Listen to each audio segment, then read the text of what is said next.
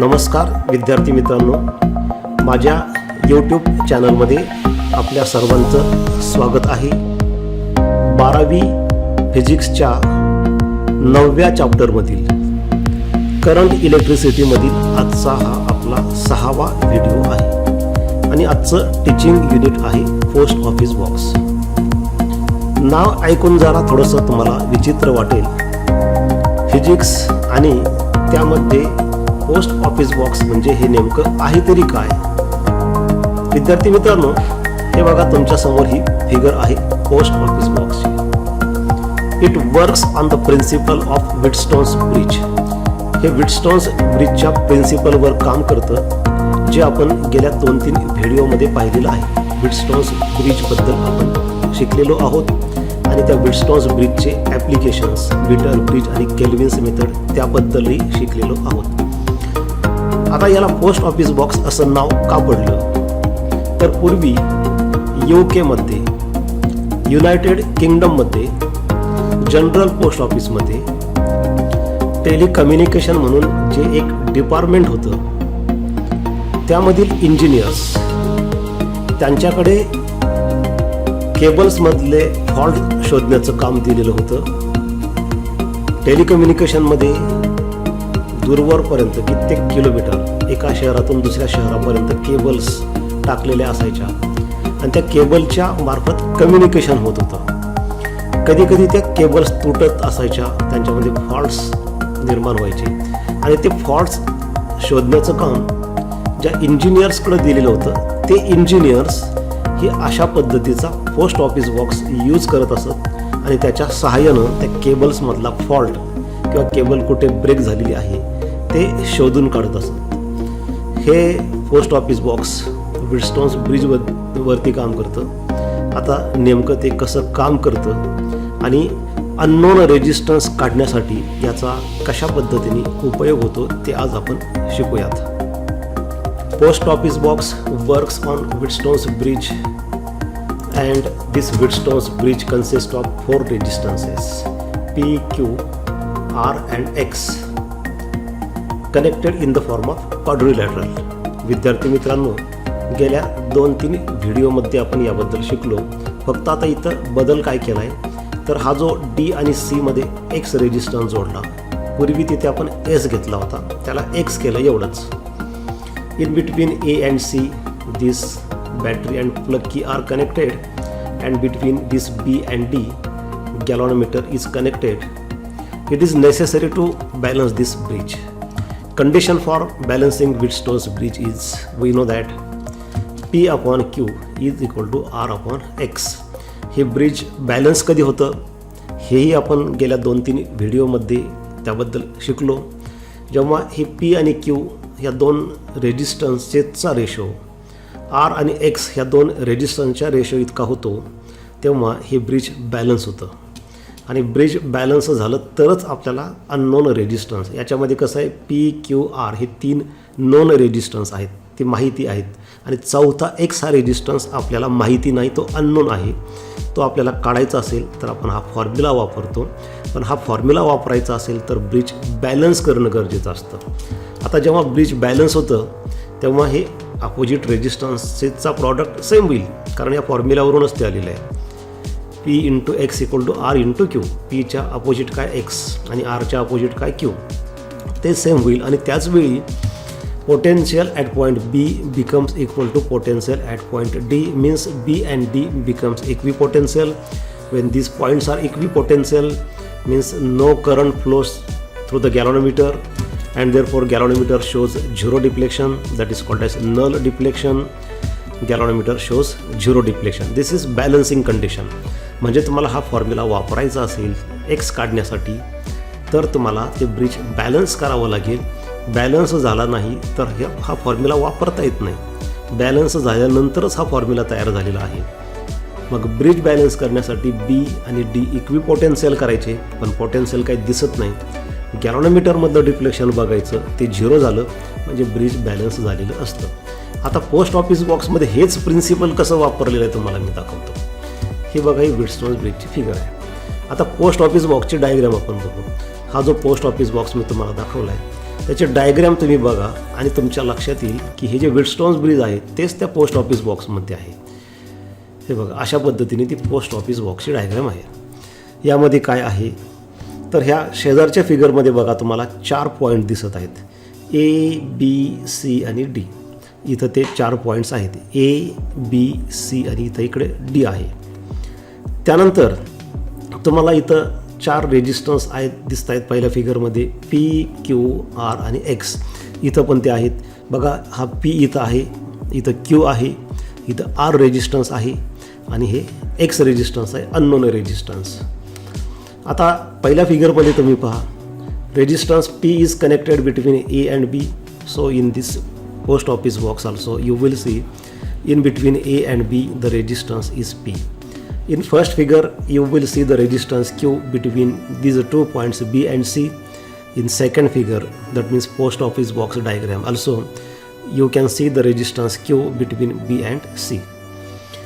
Resistance R is connected between 2 points A and D in first figure. In second figure also you will see the resistance R that is connected between this point A and D, this point A. So this S shaped part that is resistance R. हा जो S आकाराचा आपल्याला म्हणजे A पासून पूर्ण S आकार तयार होत नाही, A पासून अशा पद्धतीने हा जो आकार तुम्हाला दिसत आहे बघा, माऊस कर्सरने मी दाखवतोय D पर्यंत, ते रेजिस्टन्स R असतं. कोणत्या 2 पॉईंट्समध्ये, E आणि D मध्ये. पहिल्या फिगरमध्ये बघा ए आणि डी मध्ये. त्यानंतर चौथं रेजिस्टन्स डी आणि सी मध्ये एक्स आहे. तर बघा तुम्ही, हा पॉईंट डी आहे आणि हा पॉईंट सी इकडं वर आहे. हे असं बाहेरून एक्स रेजिस्टन्स डी आणि सी मध्ये कनेक्ट केलेलं आहे. त्यानंतर तुम्हाला या फिगरमध्ये आता हे 4 रेजिस्टन्स आपण पाहिले कसे कनेक्ट केलेले आहेत ते. नाव see this galvanometer. Galvanometer is connected between point B and D. Here you will see this galvanometer. This galvanometer, one end of galvanometer is connected to D. Second is connected to through this tab key K1 to point B. This is internal connection.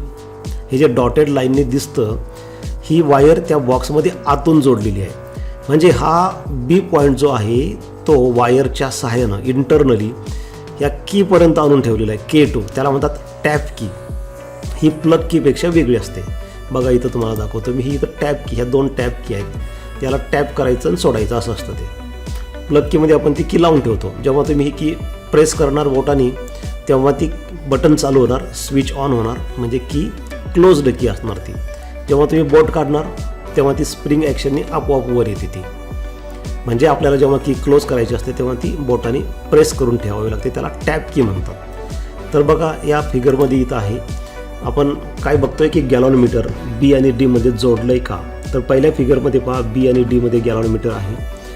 एक end जे आहे ते बीला आणि दुसरं डीला आहे. इथं पण बघा सेकंड फिगरमध्ये गॅलॉनोमीटरचं एक एंड डी पॉईंटला जोडलेलं आहे आणि दुसरं जे जोडलेलं आहे ते टॅप की K1 मार्फत ही जी डॉटेड लाईन दिसते ती बीला गेलेली आहे. म्हणजे बी आणि डी मध्ये गॅलॉनोमीटर इथंही जोडलेलं आहे. त्याच्यानंतर राहिला प्रश्न बॅटरीचा. तर बॅटरी आणि प्लग की ती ए आणि सी मध्ये जोडलेली बघा पहिल्या फिगरमध्ये. तर बॅटरी इथं तुम्हाला इथं दिसत आहेत बघा. आता एक इथं सीला तर गेलेलं आहे. आता इथं काय माहिती आहे का, इथं एला आपण पॉझिटिव्ह जोडलं आणि सीला निगेटिव्ह. तुम्ही बॅटरी उलटी जोडली तरी काही फरक पडत नाही. नल डिफ्लेक्शन मेथड आहे. जेव्हा ते 0 दाखवायचं तेव्हा ते बरोबर 0 दाखवतं.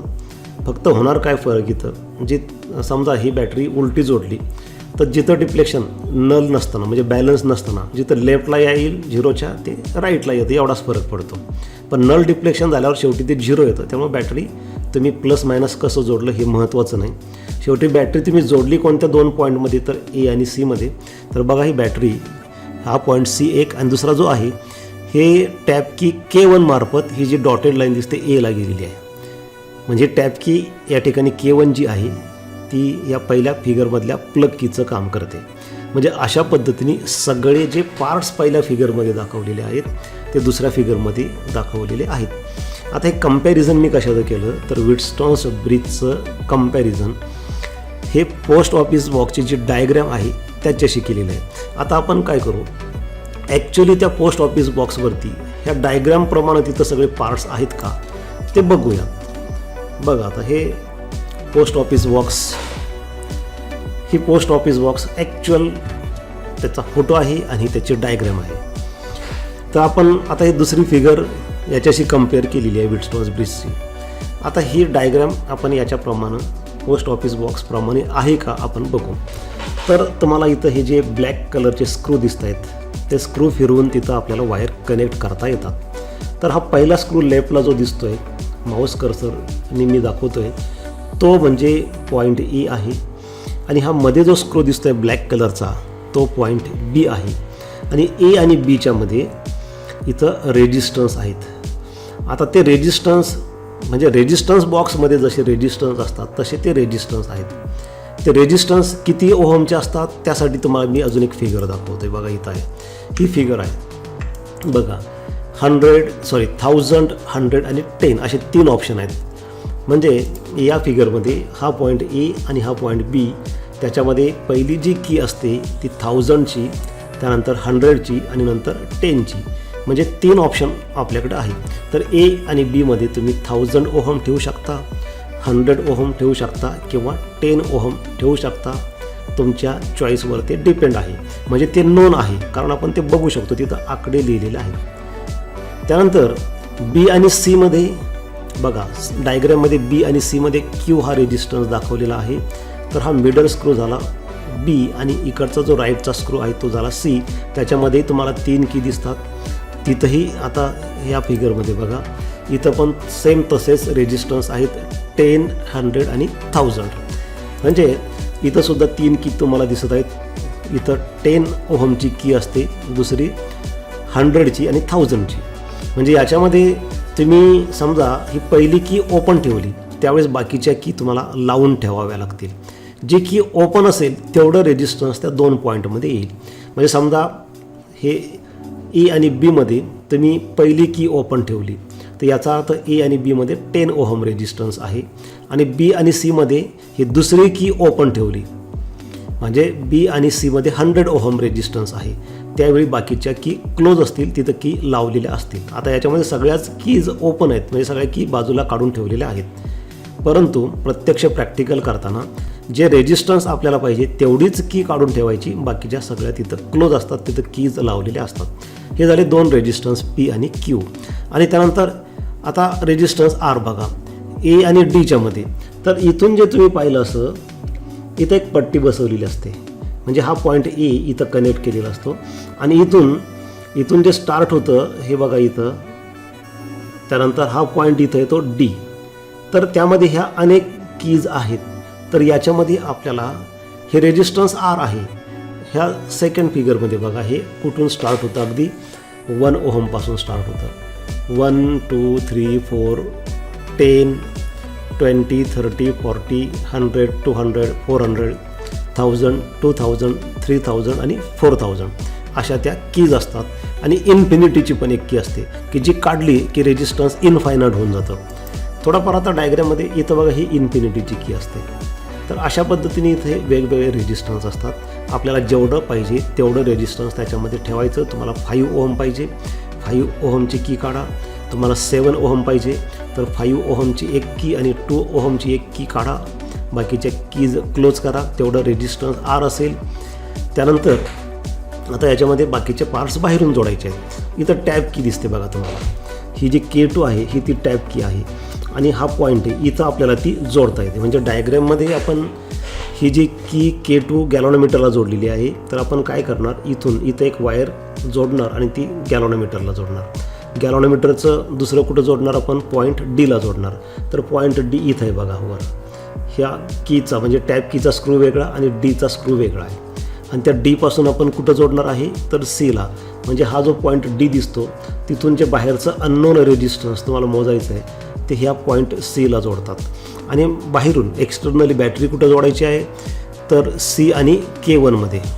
K1मध्ये म्हटल्यानंतर ती बरोबर Aला जाते आपण टॅप करू तेव्हा. तर हा पॉईंट C आणि ही टॅप की K1 इथं बाहेरून बॅटरी जोडायची असते. म्हणजे इथून तुम्हाला 3 पार्ट फक्त बाहेरून जोडायचे. एक म्हणजे X, दुसरा म्हणजे गॅलॉनमीटर आणि तिसरं म्हणजे बॅटरी. बाकीचं त्या बॉक्समध्ये सगळं आहे. आता हे ॲक्च्युअल वर्किंग कसं आहे. Unknown resistance, we want to determine this resistance X that is not known to us. हे रेजिस्टन्स आपल्याला माहिती नाही आणि ते रेजिस्टन्स आपल्याला काढायचं आहे. तर काय प्रोसिजर आहे आता इथं बघूयात आपण. पहिल्यांदा पोस्ट ऑफिस बॉक्सचं कन्स्ट्रक्शन इथं सांगितलेलं आहे, मी तुम्हाला ऑलरेडी एक्सप्लेन केलं. तरी एकदा परत आपण बघूयात काय नेमकं ह्या पोस्ट ऑफिस बॉक्समध्ये असतं. This is the diagram of post office box. It consist of 3 arms P, Q and R. So this is P, second is Q and this third is R. हे म्हणजे रेजिस्टन्स बॉक्स असतात, त्याच्यामध्ये आपल्याला पाहिजे ते resistance आपण ठेवू शकतो. म्हणजे P, Q, R हे आपल्याला माहिती आहेत. The resistances in this 3 arms are adjustable, म्हणजे आपल्याला किती ठेवायचं ते ॲडजस्ट करता येतं. The 2 ratio arms P and Q contain resistances 10 ohm, 100 ohm and 1000 ohm. हे जे 3 तुम्हाला या ठिकाणी कीज दिसत आहेत त्याच्यामध्ये 10, 100 आणि 1000. इथं पण क्यूजसुद्धा 10, 100 आणि 1000. ऑलरेडी मी तुम्हाला त्यासाठी एक फिगर दाखवलेली आहे. तेवढे रेजिस्टन्स असतात. The third arm contains resistance from 1 ohm to 5000. म्हणजे अगदी पहिलं रेजिस्टन्स हे 1 ओहमचं असतं, शेवटचं 5000 ओहमचं असतं आणि त्याच्यामध्ये बाकीचे सगळे रेजिस्टन्सेस असतात. The third arm contains resistance from 1 ohm to 5000 ohm. हे परत रिपीट झालं. The resistance in the arms P अँड Q are fixed to desired ratio. म्हणजे P आणि Q तुम्हाला कोणत्या रेशोमध्ये ठेवायचं, कारण P आपण विटस्टोन्स ब्रिजमध्ये पाहिलं आहे. The ratio of P upon Q is equal to R upon S. That is balancing condition. तर P आणि Qचा रेशो तुम्हाला काय ठेवायचा आहे तुमच्यावर डिपेंड आहे. समजा तुम्ही दोन्ही ठिकाणी 10 ठेवलं तर याचा अर्थ रेशो 10/10 म्हणजे 1 झाला. समजा तर तुम्ही Pची व्हॅल्यू 100 आणि इकडं 10 ठेवली तर 100/10 म्हणजे 10चा रेशो आहे. किंवा इथं 10 आणि तिकडं 100 ठेवलं तर 10/100 म्हणजे 1/10चा रेशो आहे. तर तुमच्यावर डिपेंड आहे, तुमची चॉईस आहे किती ठेवायचं ते. अर्थात एक्सटर्नल रेजिस्टन्स आपल्याला काय ते त्याच्यावरसुद्धा ते डिपेंड असतं. The resistance in the arm R is adjusted so that the galvanometer shows no deflection. Now the bridge is balanced. हे सगळे कनेक्शन्स केल्यानंतर टॅप करायच्या आणि रेजिस्टन्स R असं वेगवेगळी व्हॅल्यू काढून बघायची आणि एक व्हॅल्यू अशी मिळवायची की ही की टॅप केल्यानंतर गॅल्व्हनोमीटर 0 डिफ्लेक्शन दाखवेल. आता गॅल्व्हनोमीटर जेव्हा नल डिफ्लेक्शन दाखवतं याचा अर्थ B आणि D इक्विपोटेन्शियल झालेले आहे, म्हणजे हे ब्रिज बॅलन्स झालेलं आहे. आणि एकदा का ब्रिज बॅलन्स झालं की मग आपण ती बॅलन्सिंग कंडिशन जी आहे ती बॅलन्सिंग कंडिशन वापरतो. And we know that when bridge is balanced then P upon Q is equal to R upon X. From that we can write P into X equal to R into Q by taking cross multiplication. And therefore the unknown resistance is given by, म्हणजे या फॉर्म्युल्यावरून आपल्याला एक्सचा formula मिळतो. X equal to R into Q upon P. बघा तुम्ही याच्यावरून आपल्याला ही स्टेप मिळालेली आहे. हे अननोन रेजिस्टन्स एक्स आपण आता काढू शकतो कारण आपल्याला Q माहिती असतं. इथं आकडे लिहिलेलेच असतात. तुम्ही कोणती की ओपन ठेवली ती बघा, ती Qची व्हॅल्यू, Pचं सुद्धा तसंच आणि Rचंही तसंच. म्हणजे तिन्ही रेजिस्टन्स आपल्याला माहीत आहेत आणि मग आपण या फॉर्म्युलाचा वापर करून अननोन रेजिस्टन्स काढू शकतो. वेअर P अँड Q R the fixed रेजिस्टन्सेस in the ratio arms. P आणि Qला रेशो आर्म्स म्हणतात. And R is adjustable non resistance. हे जे R आहे ते ॲडजस्टेबल आहे, कमी जास्त करता येतं. ब्रिज बॅलन्स होईपर्यंत आपण त्याला ॲडजस्ट करत राहतो. जेव्हा ते ब्रिज बॅलन्स होतं तेव्हा ते रेजिस्टन्स आपण नोट डाऊन करतो. ब्रिज बॅलन्स कधी होतं? गॅल्व्हनोमीटरने 0 डिफ्लेक्शन दाखवल्यानंतर. Once we know the value of X unknown resistance we can determine specific resistance of that material of resistance by using this formula. Rho equal to X into pi R square upon L. हा specific रेजिस्टन्सचा formula आहे जो आपला 11वीला झालेला आहे current इलेक्ट्रिसिटीमध्ये. आणि स्टार्टिंगला पहिल्या व्हिडिओमध्ये सुद्धा मी तुम्हाला याबद्दल सांगितलेलं आहे. Where L is the length of the wire and R is radius and from that we can determine specific resistance. याच्यामध्ये एक्स म्हणजे अननोन रेजिस्टन्स, ते आपण या फॉर्म्युलावरून काढणार. आर म्हणजे radius of this wire which can be determined by using micrometer screw gauge. And L is length of wire.